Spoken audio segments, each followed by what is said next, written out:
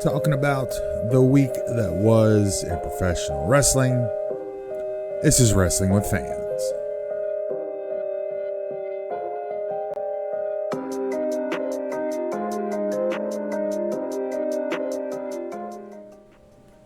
What is good, everyone? Welcome, to this week's edition of the Wrestling with Fans podcast. This is a pro wrestling podcast created by fans for fans, from a fan's perspective. My name is Kyle. This is episode 239.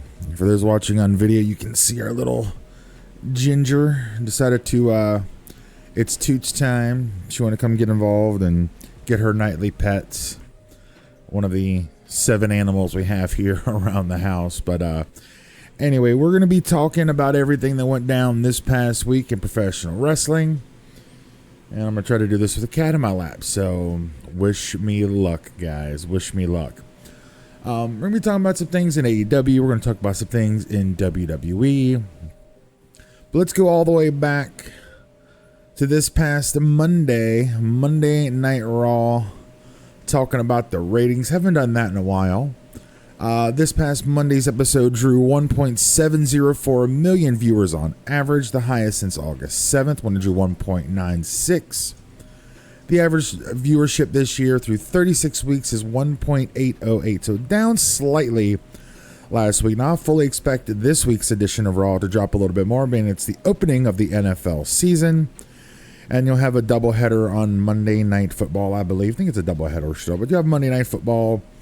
And this is going to coincide with that low point for WWE throughout the year as they battle the NFL on Monday nights. But Raw's viewership, the first hour did 1.764, hour 2, 1.756, hour 3 coming in at 1.593, losing 171,000 viewers throughout the night, which is lower than the 201,000 average viewership drop-off from first to third hour. And I say this every time I bring up the ratings, and I don't think many people consider this. The East Coast is the most populated section of the country, and as someone who gets up at 4:15 a.m. every day to go to work, I cannot stay up until 11 o'clock to watch a pro wrestling show. Even something if on Monday Night Raw is at its best, I just can't do it. And I'm sure there's a lot of other people out there that also cannot stay up super duper late to watch Monday Night Raw. But nobody ever really talks about that Raw goes until 11 p.m. And I'm sure there's obviously a lot that still stay through the entire 3 hours, but there's a section of us, man, we need our sleep. And speaking of Monday Night Raw, guys, Gunther is now the longest reigning Intercontinental Champion of all time. He defeated Chad Gable in an absolute banger of a match. And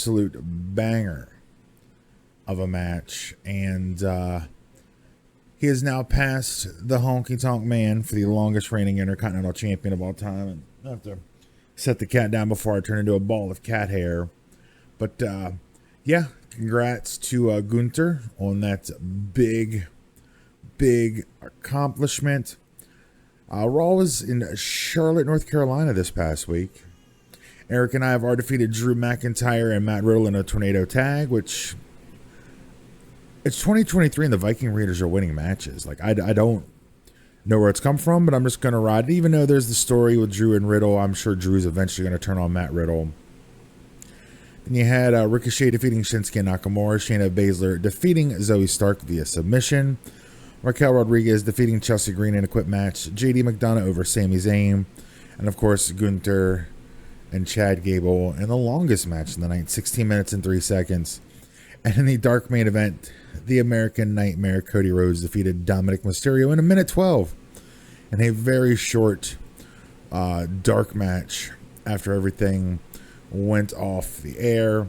And then Friday Night SmackDown, I didn't get a chance to watch. I only seen some highlights. Had some things come up Friday evening. Charlotte and Shotzi defeated Bayley and Io Sky. Nice to see Shotzi. I love the new look with Shotzi. I absolutely love it. Of course, I talked about it here a few weeks ago. She shaved her head due to her sister battling cancer. LA Knight defeated Austin Theory. The new tag team champions Damian Priest and Finn Balor defeated the Butch and Ridge Holland of the Brawling Brutes. Drew a blank there for a second. AJ defeated Jimmy Uso. And then there was a couple dark matches as well. I'm really curious, since we just got SmackDown. If you watched the Raw, if you watched Payback, Cody talked about Jey Uso being the newest WWE superstar, moved over to Raw. And then you had Adam Pearce talking about how there was going to be compensation for Jey Uso. So the speculation is who is going over to Friday Night SmackDown. People are speculating it's going to be Cody, or they'll be able to finally have him on the same program as Roman so they can have their rematch at WrestleMania next year. People have talked Drew McIntyre. I'm not 100% sure. My money's on Kevin Owens. My money's on Kevin Owens because KO and Sami are no longer the tag champs. Jay can work programs and stories with Sami Zayn. What do you do with KO? I don't know if you want to feed him back to Roman again, since he was one of Roman's earliest challengers in this historic championship reign. But my money's on Kevin Owens because I think you can do a lot with KO over on the Blue brand. So it'll be interesting to see who that compensatory pick turns out to be.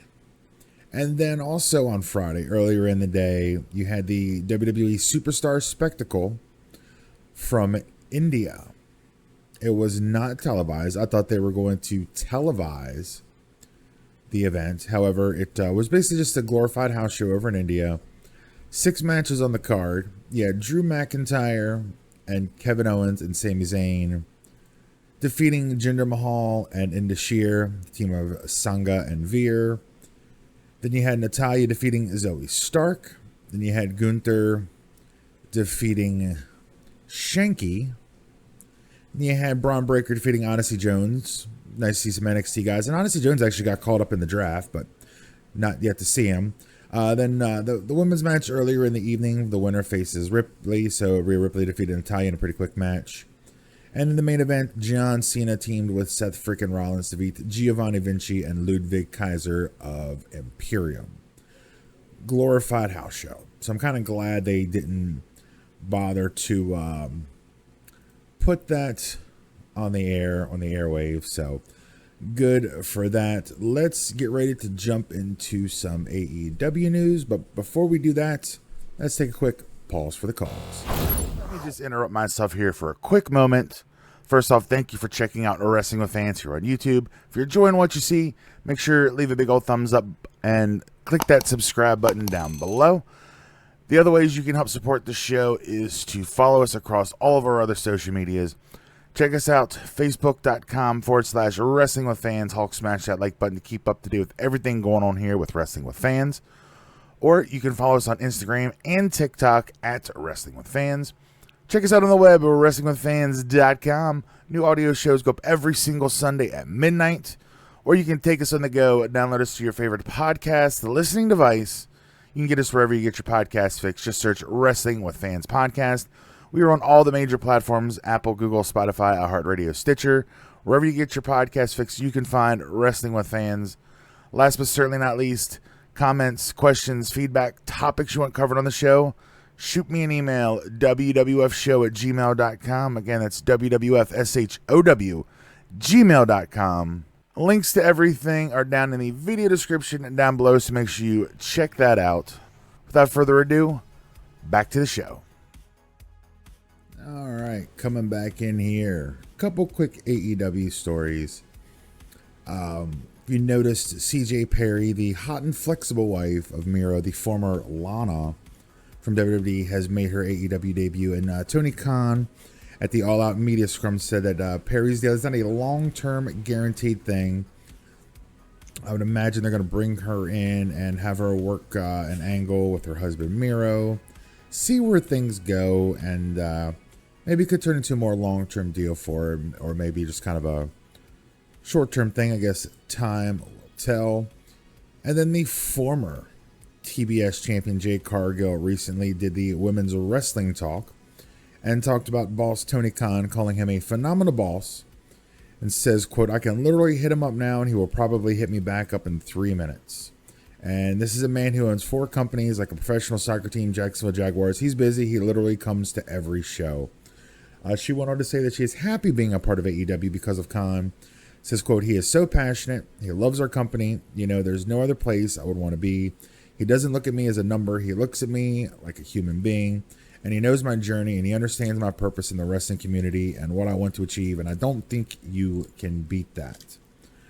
Jade went on to say she also values being a role model as a black champion in pro wrestling, saying, quote, "It means the world. I'm here to inspire little girls and little boys that they can do anything and everything. I'm the example, and I want them to do nothing but be great and be that much better than me." So good for her. Jade taking a little break after dropping the title a couple months ago. So hopefully we'll see her back on TV here very, very soon.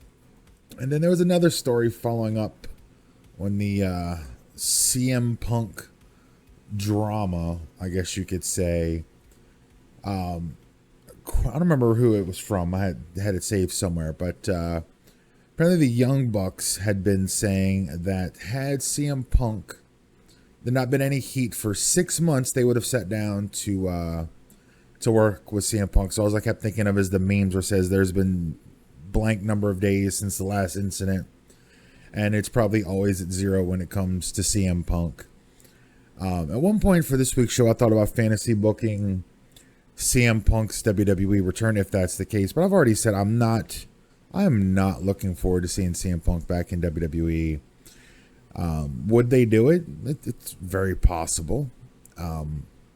Vince always says never say never, but I don't know if Punk would want to work with Vince McMahon again. I could see him possibly working with Triple H with Paul Levesque, but the X factor and the whole potential will he, won't he, is the impending merger, which it is the 10th of September as I'm recording. This merger is reportedly going to be finalized September 12th. So in the next couple of days, the official TKO Entertainment UFC WWE merger will become official. And with Ari Emanuel heading up the sports and entertainment conglomerate, I don't know how he feels about CM Punk. I would be curious to know what his thoughts are on Pepsi Phil, whether or not they could want to make a play for him or what. Like, I have no idea. I would really be curious to see if anybody's done an interview recently with Ari Emanuel to see how he feels about CM Punk, how, if he has any ideas about maybe wanting to bring him into WWE. Vince ultimately still will be running the WWE side of things, but he ultimately will have a boss in Ari Emanuel in TKO, just kind of like Dana White. So I'm really wondering how this is going to play out. We haven't heard the last of CM Punk. There are rumors that he is planning on doing some type of interview or podcast. It's going to be kind of a quote-unquote tell-all where he's going to tell his side of the story. And I don't see CM Punk leaving the headlines in the wrestling world for quite some time. Because whenever this interview podcast, however he decides to release his side of the story, it'll be quite interesting. And until he shows up in another company, the rumors are going to keep flying. There's going to be lots of speculation, lots of rumor and innuendo about his future plans and or, CM Punk to WWE confirmed. Will we ever be able to say CM Punk to WWE confirmed? I don't know. Time will tell. But I would never put it past the parties involved to make it happen, just as another slap in the face of AEW. It'll be interesting. It'll be quite interesting. And some sad news, which we'll do this real quick. WWE legend Hacksaw Jim Duggan. Is he in the Hall of Fame? I don't think Hacksaw Jim Duggan's in the Hall of Fame. I'd have to look that up. I'm not sure. But Hacksaw Jim Duggan went into the hospital on Friday for an emergency surgery. His wife Deborah posted a statement saying, "Update: Jim is resting comfortably. He is on the mend and will be back on his feet soon. Thank you for your prayers, good wishes, and messages. Hacksaw's fans are awesome.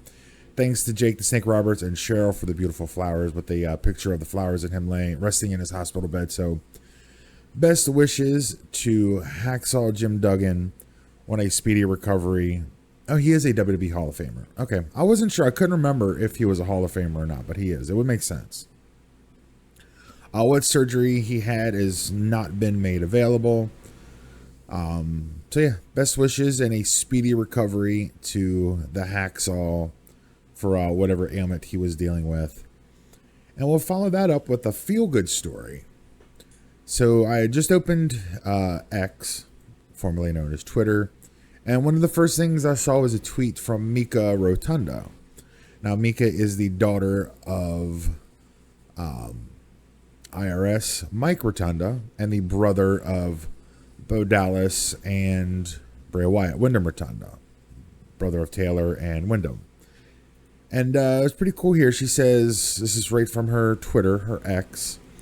"Publicly, my family would like to thank The Rock for his kindness, condolences, and love the past 2 weeks. Like he did all people, Wyndham had a positive impact on him too. And DJ has kept our fridges and homes, yes, plural, filled with meals and groceries. Love you, Ohana." So it seems that Dwayne The Rock Johnson has been helping take care of the Rotunda family throughout this difficult time. I know The Rock has been catching a lot of flack in the last week or so due to the video of him and Oprah Winfrey asking for donations for the victims of the Maui fires. You know, The Rock, I've seen his value at $300 million. I've seen it as high as $800 million. But he is a multi-millionaire, you know, potentially closing in on being a billionaire. And then you have Oprah, whose net worth is $2.5 billion. And they're asking everyday Americans to help. Where there's a lot of us that are living to paycheck, and some that aren't even making it to the next paycheck. And they're out there, you know, peddling for money for the victims. You know, it is sad, but it's you got to read the room when you do those things, and it doesn't come off as very well when you have two mega rich people, one of the richest women in the world, asking for donations. She should just open up her pocketbooks, especially since she's been buying up a lot of land in Maui. But that's a rabbit hole we're not going to go down. We'll save that for a different podcast one day, maybe. But kudos to Dwayne The Rock Johnson for helping take care of the Rotunda family throughout this difficult time. So that's really cool, really good, feel-good story. I was kind of hoping that it would have been out, but unfortunately, it was not. But the PWI 500, the 2023 edition, is going to be dropping on the 14th, which is this coming Thursday, as you're listening. So Thursday, September 14th, we get the newest PWI 500. Now, I'm going to drop something here in the next day or two, or currently, as I'm recording in the next day or two, predicting the top 10 of the PWI 500. So it'll be interesting to see how accurate I am. My money's still on Roman Reigns being number one, but we'll dive down that rabbit hole here at another time. Also, congrats to go out to Impact Wrestling. They just taped the Impact 1000 over this past weekend. So kudos and congrats to TNA, Impact, whatever names they've gone for, but Impact Wrestling for reaching their 1000th episode. I remember watching some of the early days of TNA after the weekly pay-per-views when they first got on to regular television. I really enjoyed TNA back then. There's a lot of people that enjoy their product now. But yeah, congratulations to you guys, and here's the next 1,000 episodes. I'm not going to talk spoilers. If you want to know the spoilers of the show, you can search them out in Google if you would like to, but I'm not going to give out the spoilers. And then the last news story I want to touch on is Proud and Powerful, the former LAX. So Ortiz took to Twitter the other day, What a great way to find out years of having your back meant nothing. Good luck with your crutch. Just remember it helped you walk for the last 14 plus years. Hope your legs are good, but thank you for being honest for once. Which Santana replied, wow, first thing you said to me in 14 months, no text, no call, no, I hope your recovery has gone well, but of course, paint me to be the bad guy like you have always done. I guess you forgot about our last conversation about this. Either way, I'm happy.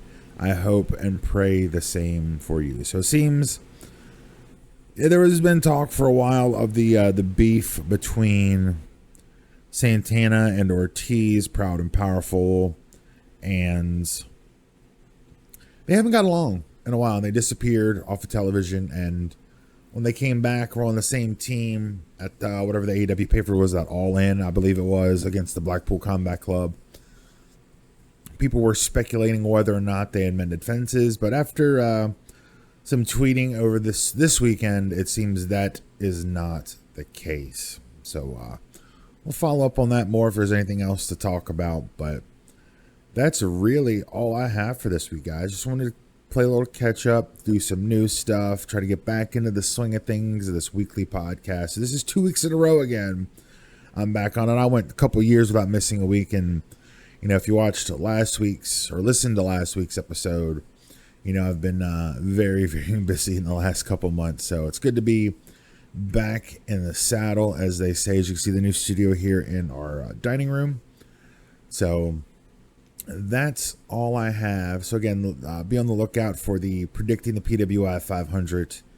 And then also, once that releases, we'll do a separate video about that and may even include that in next week's podcast. But that's all I got, guys. Before we wrap up, let's just do one more pause for the cause. This is Wrestling with Fans. I'm going to interrupt myself here for a quick moment. First off, thank you for checking out Wrestling with Fans here on YouTube. If you're enjoying what you see, make sure to leave a big old thumbs up and click that subscribe button down below. The other ways you can help support the show is to follow us across all of our other social medias. Check us out, facebook.com/Wrestling with Fans. Hulk smash that like button to keep up to date with everything going on here with Wrestling with Fans. Or you can follow us on Instagram and TikTok at Wrestling with Fans. Check us out on the web at WrestlingWithFans.com. New audio shows go up every single Sunday at midnight. Or you can take us on the go, download us to your favorite podcast, the listening device. You can get us wherever you get your podcast fix. Just search Wrestling with Fans Podcast. We are on all the major platforms: Apple, Google, Spotify, iHeartRadio, Stitcher. Wherever you get your podcast fix, you can find Wrestling with Fans. Last but certainly not least, comments, questions, feedback, topics you want covered on the show, shoot me an email, wwfshow@gmail.com. Again, that's wwfshow@gmail.com. Links to everything are down in the video description and down below, so make sure you check that out. Without further ado, back to the show.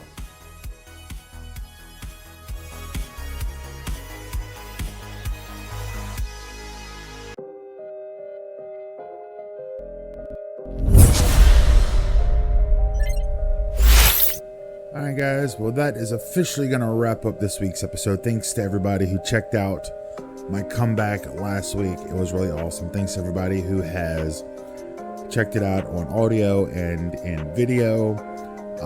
We are now on Amazon Music. For those of you who have Amazon Music for your podcast, Spotify, all that stuff. I need to update that commercial because I think Stitcher has gone the way of the dinosaur. But guys, that's going to do it. Thank you all so much for watching. Thank you all so much for listening. Once again, my name is Kyle. We'll see you next time.